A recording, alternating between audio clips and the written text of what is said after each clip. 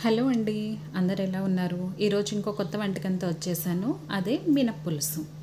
దీనికి కావాల్సినటువంటి పదార్థాలు మినప్పిండి, బెల్లము, ఉల్లిపాయ ముక్కలు, కొంచెం చింతపండు, రాళ్ళుప్పు, ఒక పచ్చిమిరపకాయ, కొంచెం బెల్లము, కొన్ని మామిడికాయ ముక్కలు.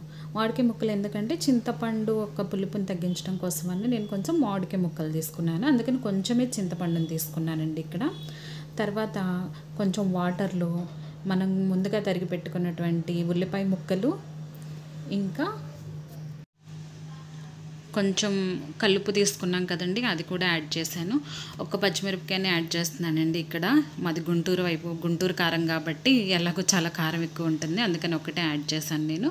కొంచెం ఎండిపెట్టిన మామిడికాయ ముక్కలు కూడా యాడ్ చేశానండి, చింతపండు తగ్గటం కోసం. అండ్ మనకి తీపికి సరిపడా బెల్లాన్ని కూడా కలిపాను.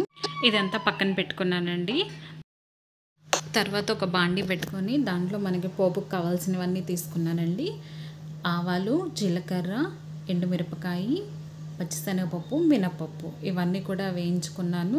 కొంచెం మనకి బాగా పోపు వేగింది అనుకున్నాక చివరిలో కొంచెం కరివేపాకు కూడా యాడ్ చేసుకున్నానండి. దానివల్ల ఇంకా రుచి బాగా పెరుగుతుంది కాబట్టి కరివేపాకు కూడా యాడ్ చేసుకున్నాను. ఇవన్నీ యాడ్ చేసుకున్నాక కొంచెం ఇంగువ కూడా యాడ్ చేశానండి, మనకి మంచిగా డైజెషన్ అవుతుంది. సో అందుకని ఇంగువ కూడా యాడ్ చేసుకున్నాను. ఈలోపు చింతపండు నానబెట్టుకొని దాని రసం ఇలా తీసుకున్నానండి. తర్వాత కొంచెం మినప్పిండిని ఆ చింతపండు రసంలో కలిపి మిక్స్ చేశాను. ఇప్పుడు ఇందాక తాలింపు పెట్టుకున్న బాండీలోనే ఈ ఆల్రెడీ మిక్స్ చేసుకున్న చింతపండు, మినప్పిండి కలిపి ఉన్నటువంటి రసాన్ని కూడా మనం తాలింపుల్లో వేసుకున్నామండి. కొంచెం నీళ్లు కావాలంటే యాడ్ చేసుకోవటమే, అంతే.